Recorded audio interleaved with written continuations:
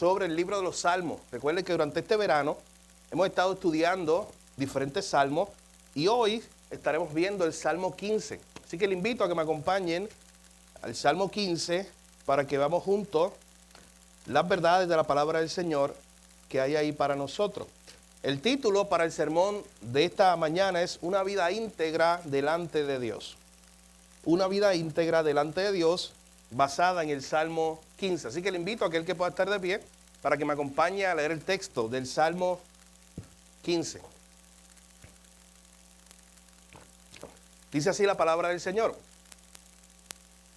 Jehová, ¿quién habitará en tu tabernáculo? ¿Quién morará en tu monte santo? El que anda en integridad y hace justicia y habla verdad en su corazón.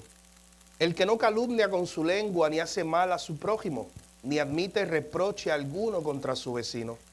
Aquel a cuyos ojos el vil es menospreciado, pero honra a los que temen a Jehová. El que aún jurando en daño suyo, no por eso cambia. Quien su dinero no dio a usura, ni contra el inocente admitió cohecho. El que hace estas cosas no resbalará jamás. Oremos. Padre, gracias te damos por esta mañana.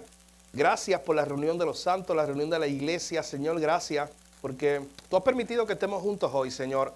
Ha sido tal vez una semana difícil para algunos, Señor, una semana de mucho trabajo, pero te damos gracias por la oportunidad que nos das de venir a adorar tu nombre, a cantarte cánticos a ti, Señor, a reunirnos como iglesia y recordar tu palabra. Esta semana hemos escuchado muchas voces, muchos mensajes diferentes, pero Señor, queremos escuchar tu palabra. La necesidad de nosotros es diferente hoy, de cada uno de los que estamos aquí, pero tu palabra es más que suficiente, Señor. Y te pedimos que hables a nuestros corazones. Todo esto te lo pedimos en el nombre de Jesús. Amén.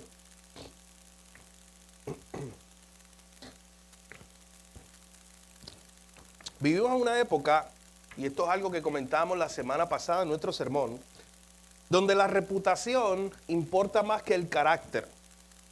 Donde muchas personas cuidan cuidadosamente, utilizando esa doble palabra, la imagen que proyectan en el exterior, pero sin embargo descuidan quiénes son cuando nadie los está viendo. Tenemos una crisis de valores, una crisis de integridad. Podemos decir que vivimos en una época donde los valores, que incluso fueron valores tradicionales para familia en nuestro pueblo por muchos años, han sido desvalorados. Ya no se le tiene en la misma estima. Esos valores que antes, aún por cultura incluso, se le enseñaban de generación en generación.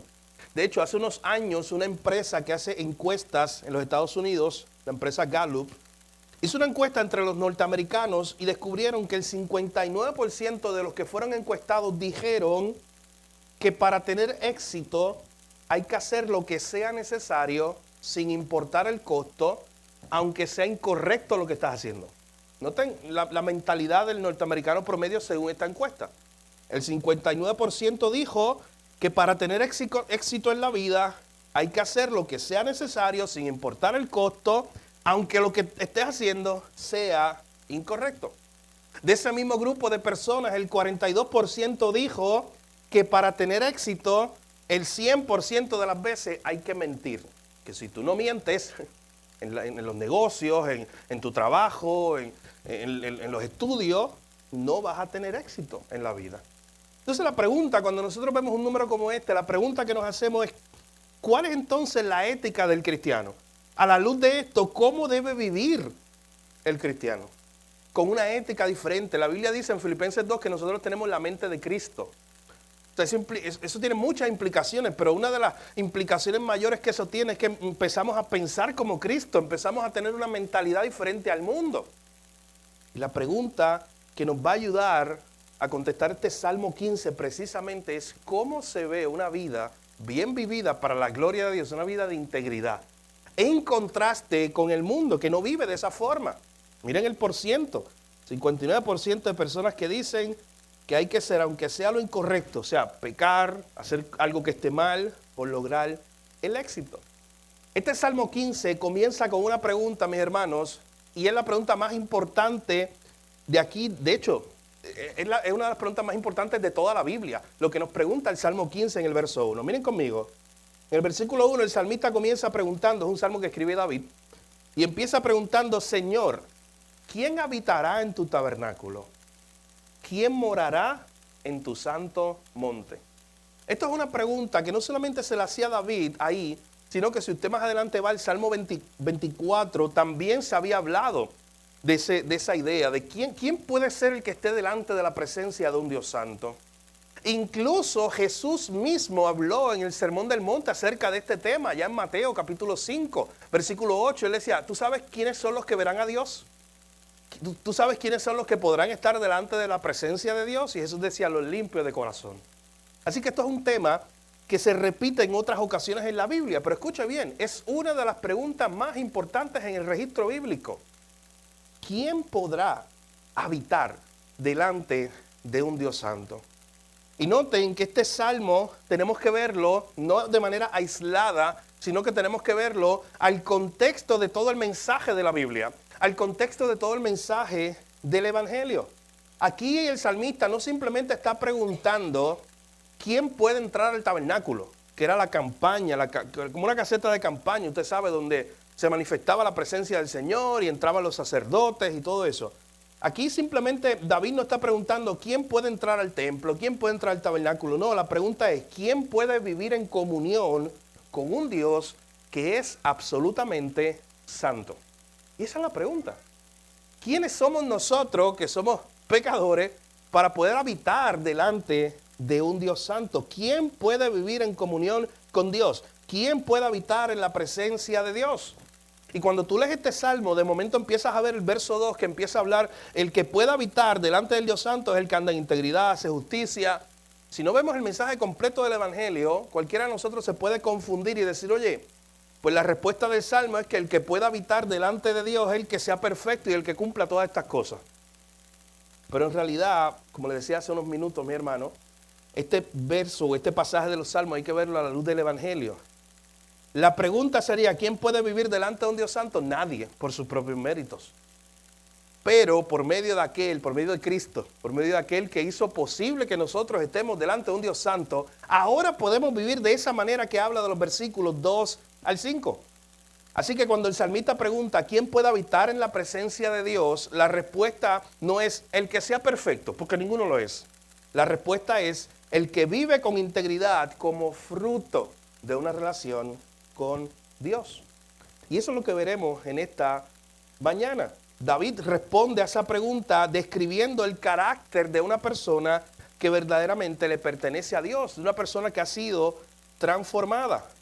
Y mi hermano, es importante desde el inicio aclarar algo. David no está enseñando la salvación por obra. David no está diciendo, mira pues, vive en integridad, haz justicia, no calumnies con tu lengua, como si eso simplemente fuera una lista de requisitos, cosas que tú puedes hacer y si tú las haces, vas a vivir delante de la presencia de Dios. El problema, mis hermanos, es que si eso fuera una lista para que tú las hicieras y entonces puedas vivir delante de la presencia de Dios, tengo mala noticia. Ninguno de nosotros pudiera vivir nunca delante de la presencia de Dios porque ninguno de nosotros de manera perfecta ha cumplido eso. ¿Quién de nosotros nunca ha calumniado con su lengua, no ha hecho mal a su prójimo? ¿Quién ha vivido una vida 100% íntegra? Ninguno, estaríamos cualificados para eso. Así que la pregunta es interesante. David no está enseñando salvación por obra, porque la Escritura nos enseña que nosotros somos justificados delante de Dios solo por la gracia mediante la fe. Un autor dijo lo siguiente, David aquí no está enseñando cómo los hombres obtienen la salvación. David lo que está enseñando en el Salmo 15 es cuáles son las marcas de aquellos a quienes Dios ha salvado. ¿Ustedes ven la diferencia? Es muy diferente tratar de ver este Salmo 15 pensando de que lo que nos está describiendo es la manera en la cual el hombre obtiene la salvación. Eso no está ahí para ver unos requisitos para tú ser salvo, no. Lo que está describiendo el Salmo 15 es cuáles son las marcas de aquellos que han sido salvos. ¿Cuáles son las marcas de aquellos que Dios ha hecho una obra en ellos y un día estarán delante de la presencia del Señor? Ha habido algunos autores que dicen que hay 10 marcas, otros dicen que hay 12 marcas, depende de cómo dividan este salmo. Pero lo importante que vamos a ver en esta mañana es cómo debe vivir un creyente que ha sido salvo por la gracia de Dios. ¿Cuáles deben ser algunas de esas marcas que lo identifiquen como una persona que ahora le pertenece a Dios, que pertenece al reino y que un día por gracia estará delante de la presencia de Dios. Así que acompáñeme ahí desde el versículo 12 en adelante. Después de hacer esa pregunta, después de David hacer esa pregunta de quién puede habitar en tu tabernáculo, quién puede morar en tu monte santo, quién puede estar y tener comunión con un Dios tan santo. Mira la contestación que nos da el mismo salmista. En primer lugar, el versículo 2, el creyente vive con integridad delante de Dios. Esa es la primera característica. Recuerda que el salmista hace la pregunta y él mismo contesta. Inspirado por el Espíritu Santo, claro. Él mismo está contestando diciendo, ¿quién es el que puede vivir delante de la presencia de Dios? Es aquel que vive con integridad. Es aquel que vive para agradar a Dios. Mire lo que dice el versículo 2. El que anda en integridad y hace justicia y habla verdad en su corazón. Así que en ese versículo 2 David comienza hablando de tres características de aquella persona que un día podrá estar delante de la presencia de Dios, por la gracia de Dios, pero que su vida hoy debe reflejarlo. Y en primer lugar, noten la primera característica del verso 2, es aquel que anda en integridad. Y la palabra integridad aquí implica estar completo, sin doblez, ser una sola cosa. La palabra integridad no significa perfección, pero sí significa estar completo. La palabra integridad implica que tiene que haber una coherencia entre lo que yo soy, entre lo que yo digo ser y entre lo que yo hago. No puede haber una inconsistencia entre lo que yo digo y lo que yo hago, o entre la forma en que yo vivo y lo que digo creer. Así que al final de cuentas eso es integridad.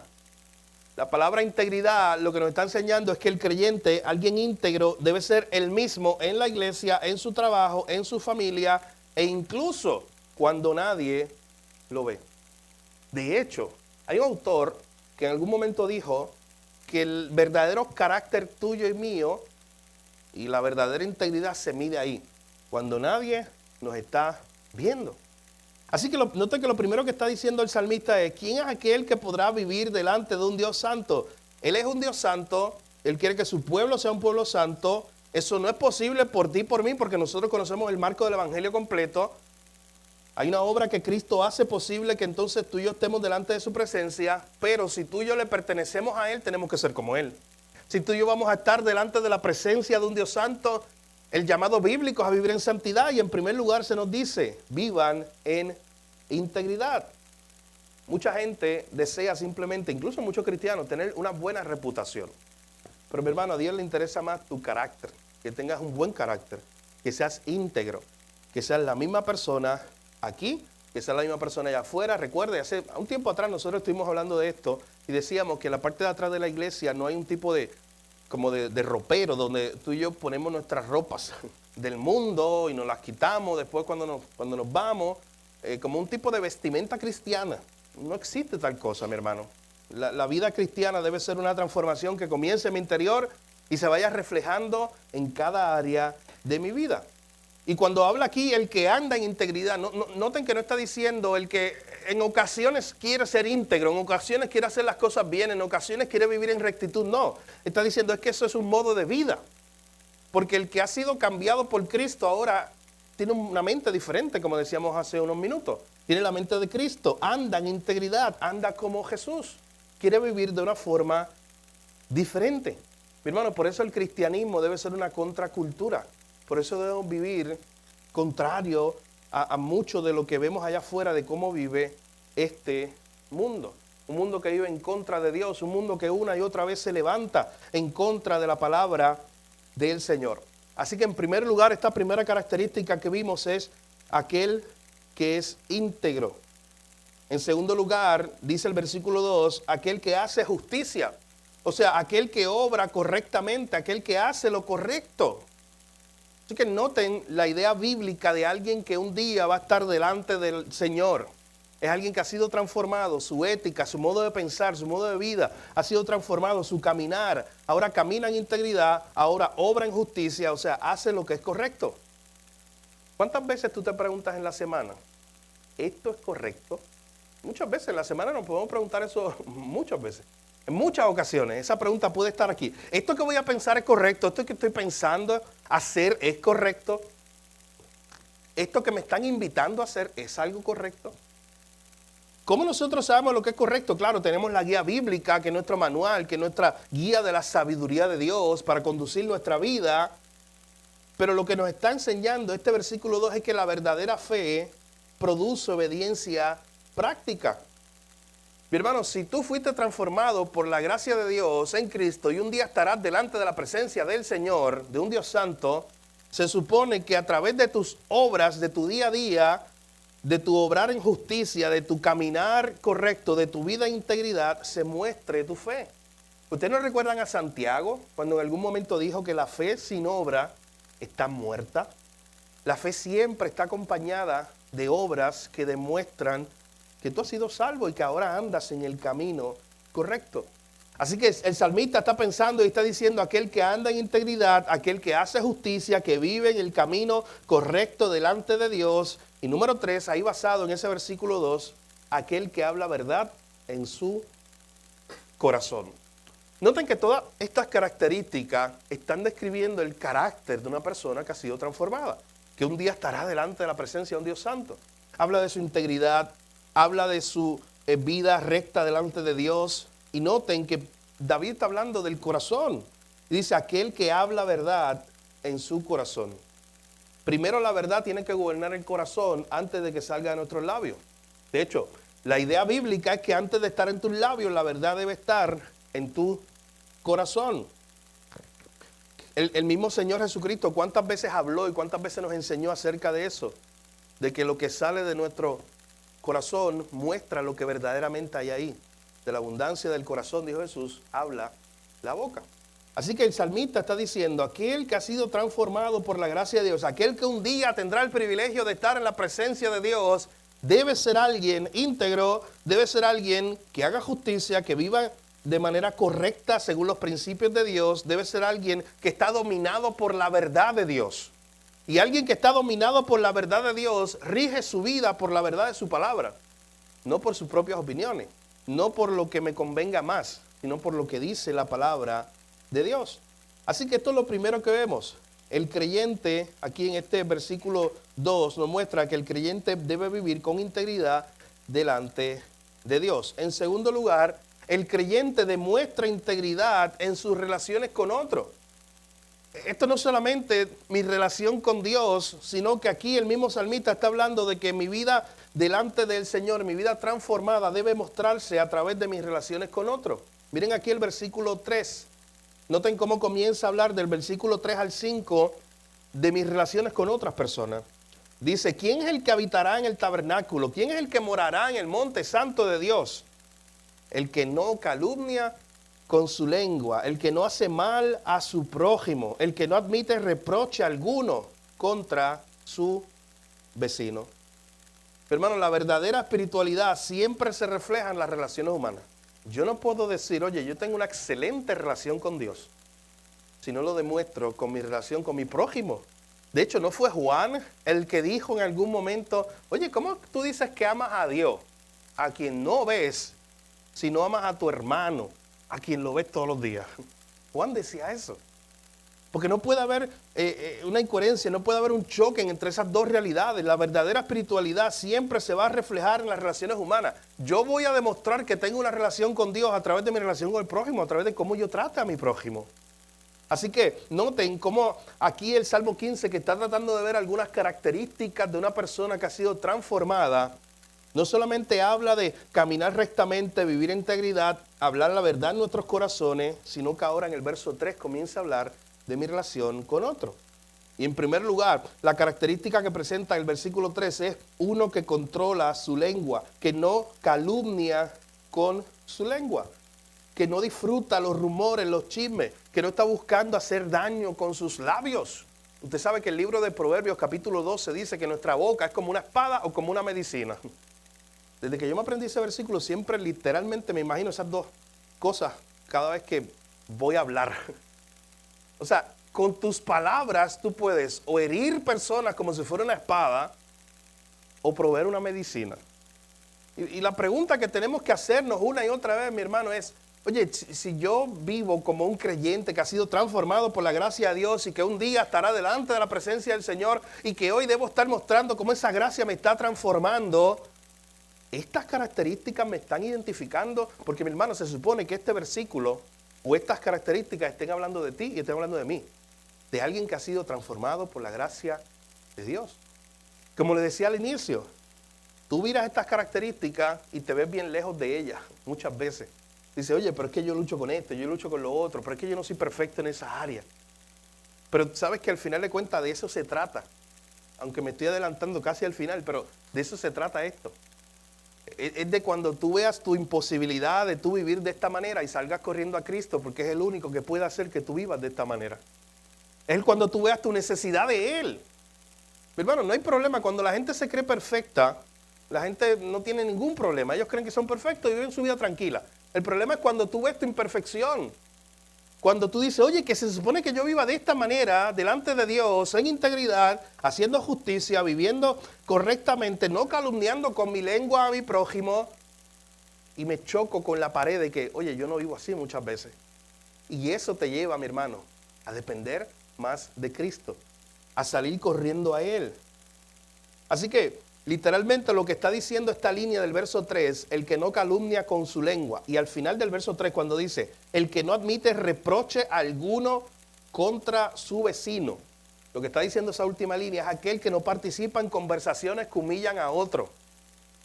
Hermano, a veces hemos caído ahí.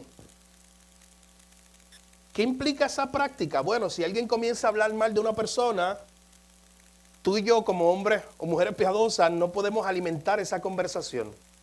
No podemos difundir esa información a otro. No podemos apresurarnos a crear la peor versión de los hechos. Usted sabe que, miren, y esto nos pasa a todos, nuestra naturaleza pecaminosa.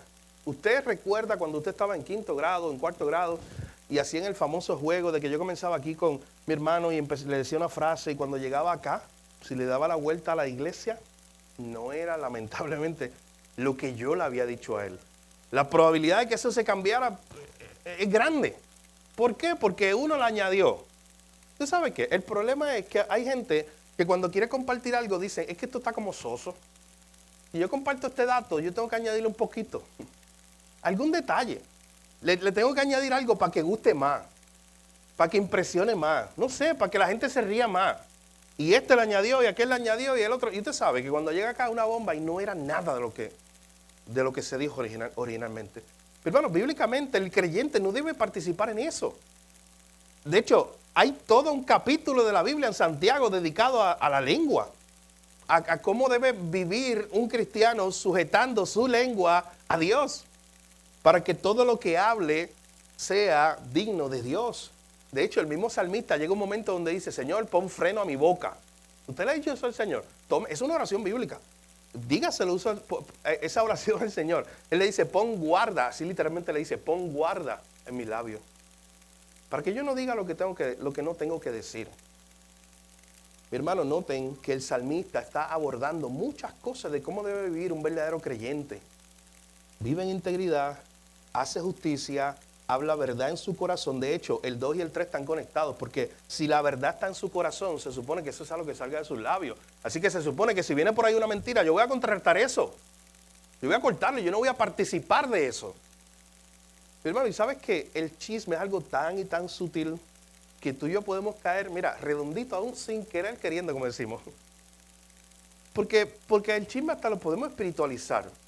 Usted sabe, usted nunca, yo he recibido eso, yo lo he hecho. Usted nunca ha estado en esta posición cuando usted dice, mira, yo te voy a contar esto que se supone que no te cuente.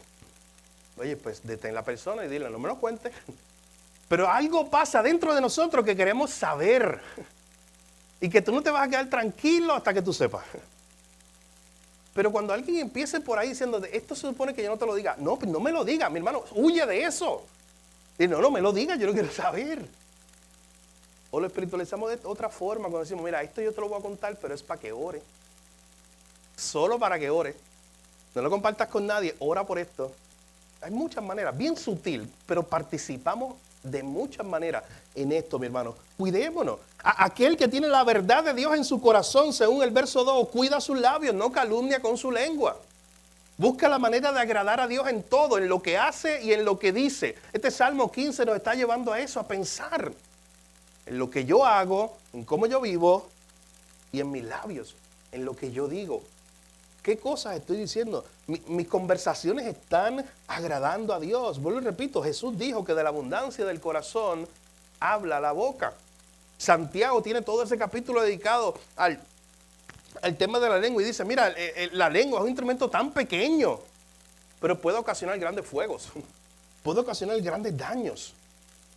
Así que aquel que vive según estas características delante de Dios, una persona íntegra, tiene la verdad de Dios en su corazón, hace justicia, no daña con su lengua. El verso 3 en el medio tiene una línea también que nos muestra otra de esas características, no hace mal a su prójimo.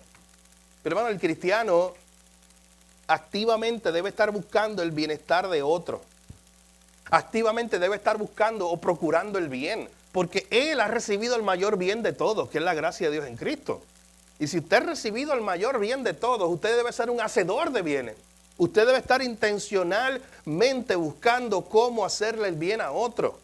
Mi hermano, escuche bien, no es quedarse neutro sentado. No, es que el cristiano intencionalmente debe decir, ¿cómo yo puedo hacer algo que es el bien para mi vecino, para mi prójimo, cualquiera que sea mi prójimo, para mi hermano en la iglesia? Es algo que siempre debe estar en nuestra mente. Versículo 4, noten que continúa el salmista hablando de nuestras relaciones con otras personas que reflejan que hemos sido transformados por Dios y que tenemos un carácter íntegro. Aquel que ha sido transformado por Dios escoge correctamente las personas que están a su alrededor. Miren lo que dice el verso 4. Aquel a cuyos ojos el vil es menospreciado, pero honra a los que temen a Jehová. O sea, lo que está diciendo aquí precisamente este texto, David no está promoviendo el orgullo, no está diciendo que el cristiano o el creyente se debe apartar del mundo simplemente de las personas. No, David lo que está diciendo es que nosotros tenemos que estar bien conscientes de las personas que tenemos alrededor. Porque las personas que nosotros tenemos alrededor van a influenciar quiénes somos. Y si este Salmo 15 está hablando de quiénes somos, nuestra vida íntegra delante de Dios, por eso nos está invitando a pensar, a meditar, ¿quiénes son las personas que yo tengo alrededor mío? ¿A quiénes son esas personas que yo les he permitido tener cierta influencia en mi vida? ¿Quiénes son las personas a las cuales yo les he abierto mi vida? Y eso es muy importante, porque el versículo 4 está diciendo, aquel a cuyos ojos el vil es menospreciado, pero honra a los que temen a Jehová. O sea, David sabía que para él vivir de una forma agradable a Dios, él tenía que estar también en los círculos correctos. Que él también tenía que buscar la manera de estar rodeado de personas que le acercaran a él, no rodeado de personas que lo alejen a él de Dios. Y eso es muy importante también para nosotros. Al final del versículo 4 hay otra característica. Noten que lo que está haciendo el salmista desde el versículo 12 en adelante es presentar característica tras característica de aquella persona que vive ahora con un carácter transformado por Dios y que un día estará delante de la presencia de Dios. Dice al final del verso 4, ¿quién es esta persona, el que estará un día delante de la presencia del Señor?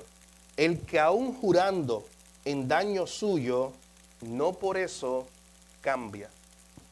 Y miren, yo creo que esa última línea del verso 4 recoge muy bien la idea de lo que es integridad, de lo que es vivir delante de la presencia de Dios con un carácter correcto. Noten que está diciendo, aquel que aún jurando en daño suyo, aquel que está en peligro, pero sin embargo, no por eso cambia sus convicciones. Sus convicciones están firmes siempre, no importa lo que esté pasando alrededor. Es una persona íntegra. De hecho, usted sabe que en la misma Biblia tenemos muchos ejemplos de esto, pero un ejemplo que siempre me viene a mi mente es Daniel capítulo 3, porque en Daniel capítulo 3 usted tiene esa famosa historia de Sadrach, Mesach y Abednego, usted seguro la recuerda.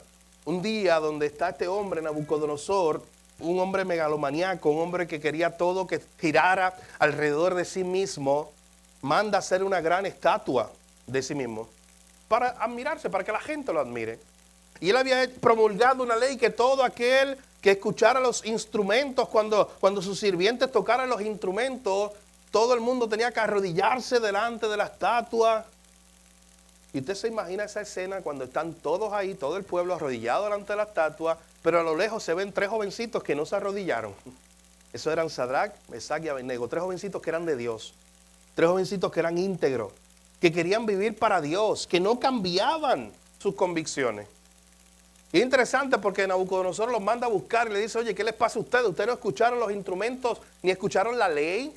Lo que decía la ley, que el que no se arrodillara iba a ser echado a un horno de fuego. La respuesta de estos jóvenes es impresionante. Porque ellos le dicen, ¿sabes qué? Sí, nosotros sabemos las consecuencias, pero nosotros tenemos una convicción y nada nos va a mover de aquí. Ellos le llegan a decir, ¿sabes qué? Nuestro Dios nos va a librar si tú nos echas al horno de fuego. Pero aún si nuestro Dios no nos libra, nosotros como quiera no vamos a claudicar, no vamos a cambiar. Aún si nuestro Dios no nos libra, como quiera, no vamos a adorar a otro que no sea nuestro Dios. No, mi hermano, eso son convicciones. No seamos de las personas que cuando se levantan en la mañana tienen una opinión a las 9 de la mañana y ya a las 12 del mediodía tienen otra, y antes de acostarse a dormir ya cambiaron de opinión una tercera vez. Y usted sabe que vivimos en un mundo donde hay pocas convicciones. Vivimos en un mundo donde cada vez más simplemente vivimos por opiniones que por convicciones. Y la vida de un hombre íntegro o de una persona íntegra delante de Dios es la vida de una persona que no cambia. Es una persona que es el mismo constantemente, no importa lo que esté pasando alrededor. Tiene una convicción y esa convicción lo hace estar seguro. Así que mis hermanos, hasta este punto, hasta el versículo 4, hemos estado viendo estas características de aquella persona que ha sido transformada por la gracia de Dios, de aquella persona que es íntegra, de aquella persona que vive con un carácter diferente al mundo. Miren lo que dice el versículo 5, porque noten que esto está como tratando de llegar a diferentes aspectos de nuestra vida. No solamente habla de nuestra integridad, de lo que hacemos, de lo que decimos con nuestros labios, de nuestro trato con el prójimo, que no debe ser un trato malicioso. También nos habla acerca de las personas que tenemos alrededor, de nuestras convicciones que no deben cambiar. Pero llega al versículo 5, incluso habla de nuestro dinero o de nuestros recursos.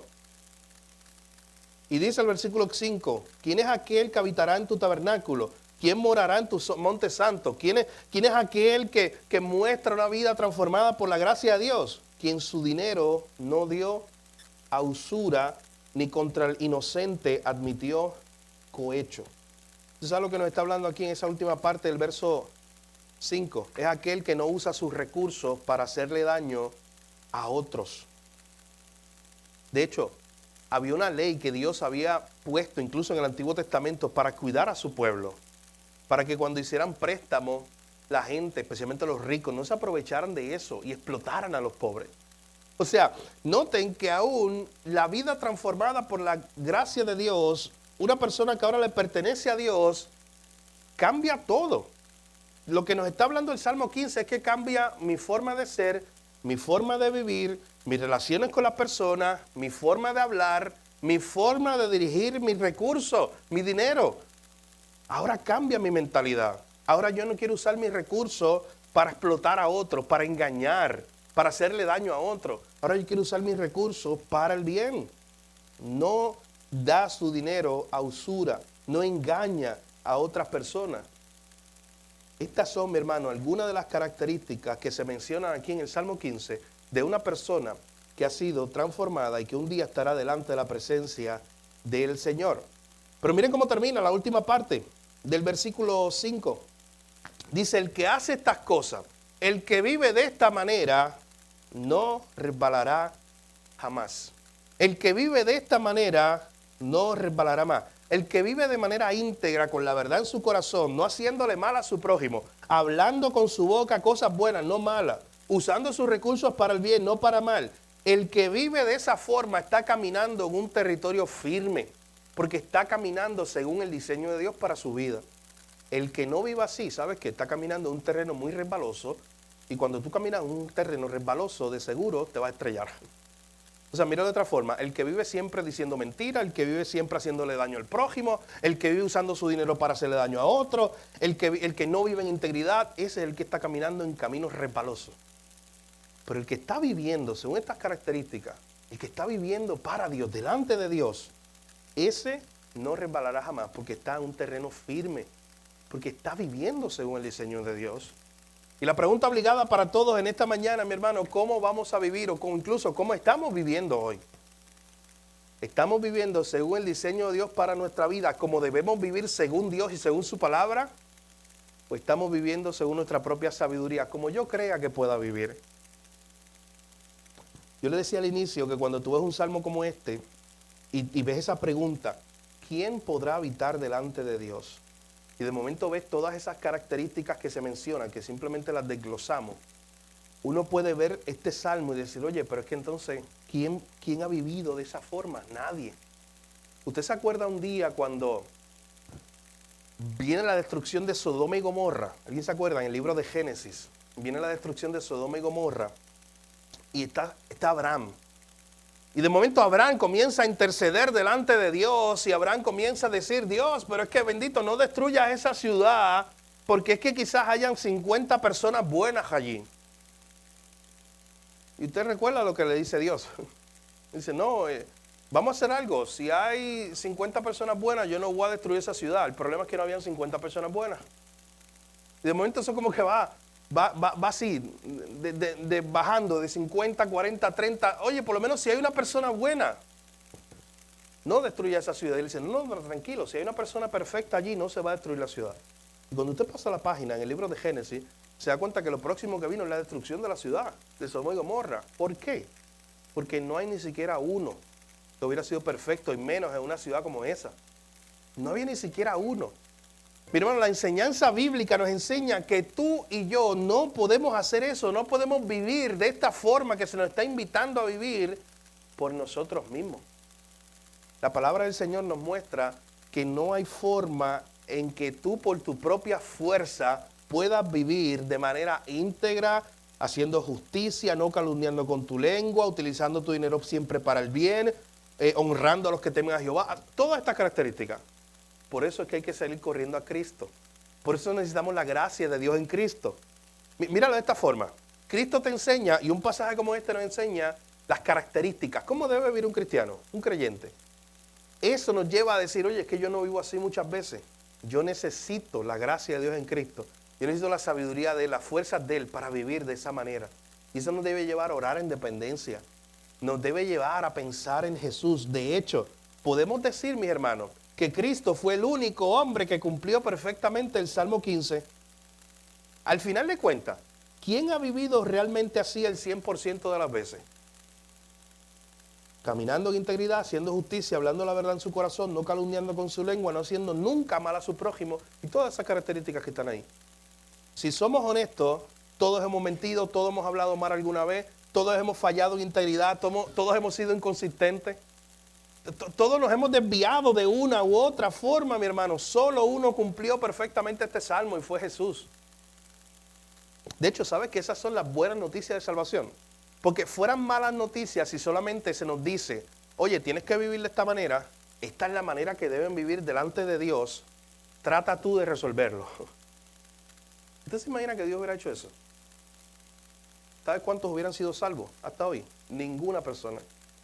Ninguna persona hubiera podido, por sus propios méritos, transformar su propia vida, cambiarse y empezar a vivir de una manera que agrada a Dios. Ninguno podría hacerlo. Pero gracias damos a Dios por Jesucristo.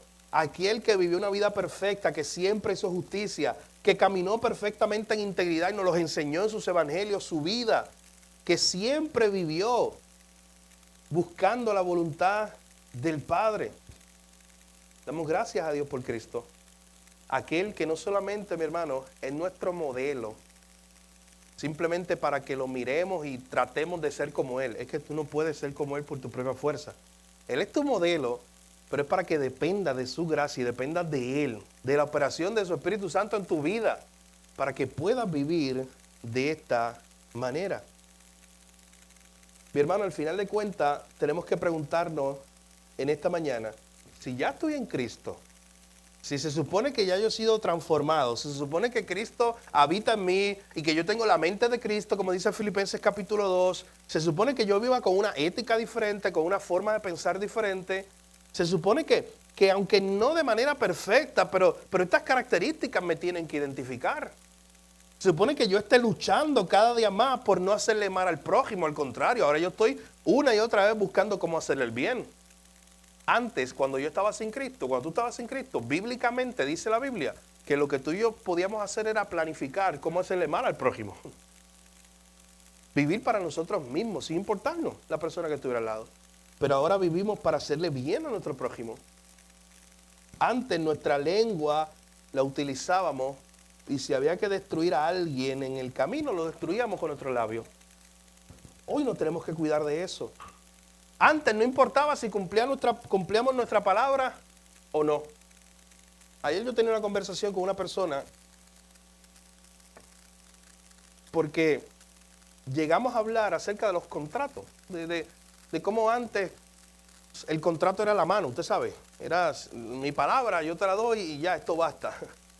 Y hablamos porque con esta persona había un contrato de un arrendamiento de una casa y ese contrato había caducado desde febrero y ya estamos en julio.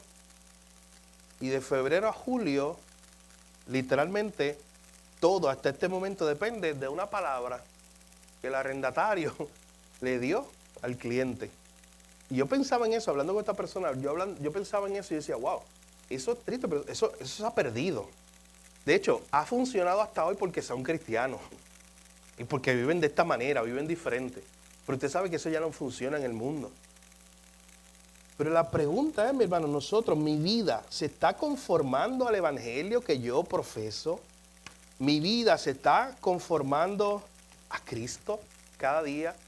Estoy pensando como Jesús, estoy haciendo estas preguntas correctas todo el tiempo. ¿Es esto lo correcto? ¿Es esto algo que agrada a Dios? ¿Estoy viviendo de la forma que le agrada a Dios, según estas características que vemos en su palabra? Hermano, nadie puede cumplir perfectamente este salmo. Esa es la mala noticia, como le decíamos ahorita. Nadie pudiera hacerlo, pero ese es precisamente el punto. Este salmo nos lleva a Cristo. Nunca tú te acercas a Cristo confiando en tu moralidad o en tu perfección. Siempre para acercarnos a Dios, y si un día tú vas a cumplir la pregunta del verso 1, de quién estará un día delante de la presencia de un Dios santo, si un día tú estarás allí, no entrarás confiado en tu propia moralidad o en tu propia perfección.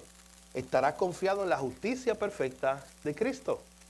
Tú entrarás un día allí porque solamente Él puede darte entrada al monte santo de Dios.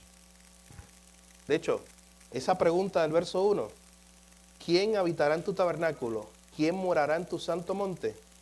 Se contesta solamente en Cristo. Solo a través de Él tenemos entrada, tenemos permanencia a un Dios santo, podemos acercarnos a Él. Y al final de cuentas, mis hermanos, el creyente verdadero no vive una vida íntegra para que Dios lo acepte. De eso no se trató este salmo. Este salmo no se trata de decir, oye, pues yo no voy a calumniar con mi lengua, yo no voy a hacer mal al prójimo, yo voy a andar en integridad para ver si Dios me acepta. No, mi hermano. El creyente verdadero vive una vida íntegra porque ya ha sido aceptado en Cristo. Porque ya Dios lo ha salvado y ahora empieza su vida a ser transformada.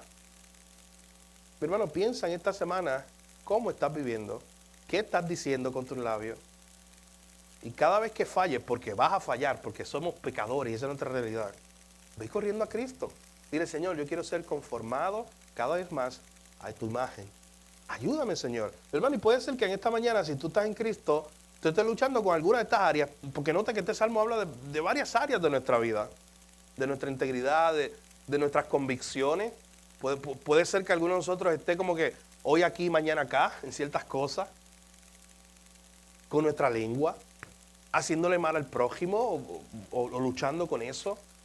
No importa el área que sea, mi hermano, hoy podemos venir a Cristo, hoy tú puedes entregarle eso a Jesús para que sea el Señor dándote la gracia, la fuerza para tú ser transformado a su imagen. Pero si estás aquí en esta mañana y no estás en Cristo y no eres creyente, vuelvo y repito, este salmo no es la lista de requisitos para que seas salvo. porque nunca los vas a poder cumplir por ti mismo. Nunca podrás tú vivir una vida perfecta delante de Dios. Nunca se trató de eso. El Evangelio se trató precisamente de que como tú eras tan imperfecto, tuviste que correr a un Salvador perfecto, a Cristo Jesús, para que Él te salvara. De eso se trata el Evangelio. Y de que ya que estás en Cristo, Él empieza a cambiar la forma en que tú piensas, la forma en que tú caminas, la forma en que tú hablas, la forma en que tú te relacionas con otros. Jesús, mi hermano, escuche bien, lo cambia todo. Y esa frase, aunque parece una frase muy básica, tiene mucho peso. Jesús lo cambia todo. Cuando Jesús viene a nuestra vida, cambia todo. De hecho, la última vez que hablaba con él, una persona que se acaba de convertir, yo me gozaba tanto por lo que veía de la conversación con esta persona, porque me decía, ahora yo veo las cosas diferentes. Ahora todo lo veo diferente. Y yo le decía, ¿sabes qué? Precisamente ese es el punto de estar en Cristo. Que ahora todo es diferente. Ya no quieres vivir de la misma manera que antes. Ya no quieres hablar de la misma forma que antes. Y todavía eres imperfecto, pero estás dependiendo de Cristo. Estás dependiendo de su gracia. Mi hermano, y todos estamos en ese camino. Pablo dijo en varias ocasiones, yo no soy perfecto, yo no he llegado a la meta, pero para eso voy, con la ayuda de Jesús. Voy camino a eso, a parecernos cada vez más a Él. Así que damos gracias a Dios esta mañana por su palabra. Vamos a orar. Padre, gracias te damos por tu palabra. Gracias porque al ver un salmo como este, el Salmo 15, vemos esa primera pregunta. ¿Quién es el que puede estar delante de la presencia de un Dios santo? ¿Quién tiene los méritos para estar ahí? ¿Quién se ganó ese privilegio? Señor, y la contestación en realidad sería que ninguno de nosotros podría, por sus propios méritos, estar ahí delante de tu presencia. Pero damos gracias porque tú has provisto un medio, un canal, un camino, Señor, para que nosotros podamos acercarnos al Padre, para que nosotros podamos acercarnos a ti. Para que un día, Señor, se cumpla esa realidad de estar delante de la presencia de un Dios santo. Y ese camino es Cristo. Y hoy una vez más te damos gracias, porque si ese camino no estuviera ahí, ninguno de nosotros tuviera la esperanza de un día estar delante de ti. Oh Señor, pero aquí también se nos ha recordado que aquella persona que tiene esa promesa de un día vivir delante de ti, tiene que vivir aquí en la tierra de una forma diferente. Señor, ayúdanos a vivir en integridad delante de ti. Ayúdanos, Señor, a vivir en el camino correcto, a vivir en ese camino, Señor, que es firme, no en ese camino resbaloso del pecado. Ayúdanos a vivir anclados en tu palabra, anclados en ti, Señor. Que no claudiquemos, que no seamos de aquellos que hoy tienen una opinión y mañana otra. Que no seamos de aquellos que en público somos una cosa, pero en la intimidad y en los secretos somos otra totalmente diferente. Que no seamos de aquellos que hacen mal a su prójimo, que hablan mal contra su prójimo. Señor, ayúdanos porque todavía hoy luchamos contra nuestra carne, todavía luchamos contra el pecado. Y hay mucho de eso que se manifiesta en nuestra vida, pero gracias que te tenemos a ti, Señor. Y podemos venir delante de ti y tú nos das la gracia para ir moldeando nuestra vida cada vez más como Cristo. Ayúdanos a tener la mente de Cristo, ayúdanos a tener, Señor, la forma de vivir como la viviste tú. Padre, gracias te damos en esta mañana por tu palabra. En tu nombre Jesús oramos. Te lo pedimos todo. Amén. Hermano, que el Señor nos ayude. Una vez más, les recuerdo que el Señor nos ayude a mirar esto y otras partes de las Escrituras donde nos habla de cómo vivir un creyente. Cómo debe vivir un creyente. Cuáles son las características de alguien que le pertenece al pueblo de Dios. Las características están ahí. Salmo 15, pero hay muchos otros lugares donde usted las ve. Pero recuerde que eso está ahí para que usted vaya y se refugie en Cristo diciendo, Señor, yo no por mí mismo, yo no puedo vivir de esa manera. Pero por eso dependo de ti todos los días. Una buena oración de todos los días, Señor, ayúdame a vivir como tú quieres que yo viva hoy. Es una oración de la mañana, de todos los días. Ayúdame a vivir como tú quieres que yo viva, según tu palabra. Ayúdame hoy, una oportunidad más para vivir según tu diseño, vivir en tu camino, Señor. No vivir en perfección porque aquí no lo podemos hacer todavía. Pero sí intencionalmente procurando cada día parecernos más a Cristo. Que ese sea nuestro deseo, mi hermano. Y esa sea la meta de todo creyente. Así que damos gracias al Señor por su palabra. en esta mañana.